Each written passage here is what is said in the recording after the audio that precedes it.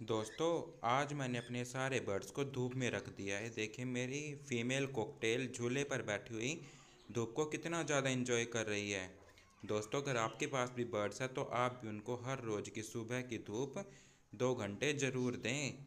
ये देखिए मेरी बर्ड इसको कितना एंजॉय कर रही है। आज अपने फैदर्स को अच्छी तरह क्लीन कर रही है। बिल्कुल अच्छी तरह अपने जो फैदर्स इसको नहीं चाहिए थे उन्हें ये हटा रही है और अच्छी तरह से सफाई में लगी हुई है। दोस्तों, ये तो सुंदर बनने में लगी हुई है। देखिए कितना ज़्यादा अपना मेकअप कर रही है। और जो नीचे बैठी है दूसरी फीमेल कॉकटेल, वो स्वीट कॉर्न को एंजॉय कर रही है धूप में बैठकर। देखिए, अगर आपके पास भी बर्ड्स हैं तो आप उनको शरीर में D3 देने के लिए अपने बर्ड्स को हर रोज़ की 2 घंटे की धूप ज़रूर दें। इसी से कैल्शियम अब्जॉर्ब होता है दोस्तों। तो करिए आप बर्ड्स करनाल को सब्सक्राइब।